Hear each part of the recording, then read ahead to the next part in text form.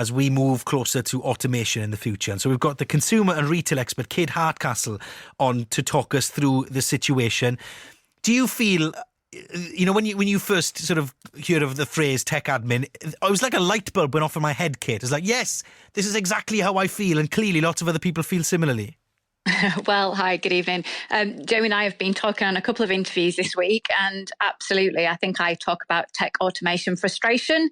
Tech admin that's an automation frustration. I like that. Automation frustration, and I also talk about digital distress. And I think digital distress is the biggest issue here, which is pretty much everything evolves and revolves around us being head down on smart technology, trying to enable our life to work faster, better, and elongate it. But when, of course, it comes to those companies that we're already in a contract with, already paying in some form anyway, and slowly yet surely, since COVID particularly, we've taken on more of the administrative role, getting perhaps in some cases less of the benefit, and finding it harder to find a human to go through problems that actually just seem easily resolvable but are not.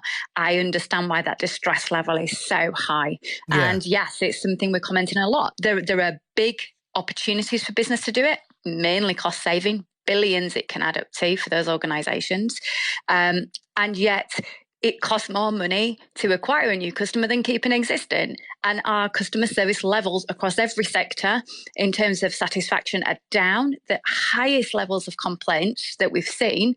And therefore there's something in that equation that to me as a common sense like person says, if actually people are getting more frustrated by this, the current situation isn't working very well. So if I put my sort of free market hat on, if you will, then somebody might say, well, hang about, this therefore offers an opportunity for some business to come in and say, well, if everybody's going down this automated route that's creating problems for consumers and they don't like it, then hang about, if we do something different and if we actually have, and we do our customer service or our administration different, then actually we can create a point of difference, right?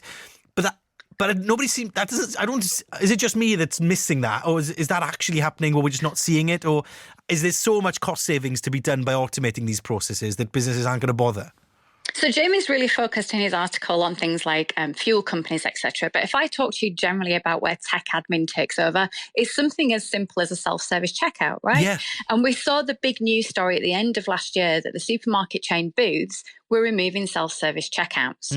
And I don't think that has to be done in every case. I really believe in technology and the opportunities with it. But my job's to add human elements and touch points into that. Yeah. Because if you just throw a load of self-service checkouts, walk away from it, don't put anyone there apart from a security guard, that's going to rile a lot of people. So I think it's as we evolve into this next stage, yes, to answer your question, organisations are seeing that and doing that, small in numbers, but it is happening. But it's something that is a future we've not seen yet. It is definitely involving technology. It's definitely using things like chatbots, although we all hate the word, but it's done to a sophisticated level that there's also human touch points as well. Because when I'm on programmes like Rip Off Britain, etc., and we're talking to people who've been widowed and they're trying to end a phone bill, a mobile phone contract, and they can't, even with a death certificate, because basically they've been sent from pillar to post and they're just dealing with robots and there's no empathy. That surely isn't the solution, no matter how sophisticated the technology gets. What is the solution then, Kate? Because I don't want to be the person that suggests, well, legislation or because that takes time and is cumbersome and but clearly people power isn't happening because like you were saying earlier, just the anecdotal evidence that people's satisfaction with customer services, automated customer services, is lower. Even things like if your house insurance or your car insurance automatically renews, all that sort of stuff, and you've got to go online to cancel it first, and all those added pressures, it can really build up and have an effect on people long beyond the process of buying something or signing up for something, because there's months or sometimes weeks of worry that, how do I change that or whatever, and it has a longer lasting effect, isn't it?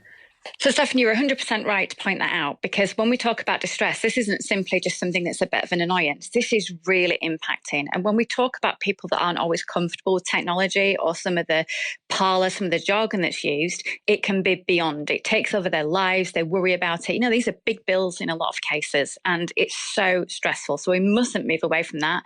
And in terms of legislation, there are new rules and regulations coming in, but you're also 100% right to say those take time, and organisations will have have months to put these in. You kind of have to hope that the reality strikes that those brands that care about that branded worth, that the organization has to be seen as doing right, because that's what more consumers want than ever, that they will actually start facing into this and saying, right, what's a hybrid solution that gets us to the endpoint sooner? Yeah. But in the meantime, every single day I go on social media, I am seeing people take to social media because they feel that's the only way. It's the only way you get an answer they can sometimes. try and get an answer, and that can't be right. So until that day is done, I guess, it's me just and many, many others shouting loudly to the companies going, you can't carry on like this. This doesn't make sense. No matter how brilliant AI tech becomes, and we're all tech geeks and we love it and we're excited about it, there is still human interface that matters, and that's the areas it should be in. Yeah, we'll keep banging that drum. Thank you very much for sharing your thoughts with us on tech admin or automation frustration.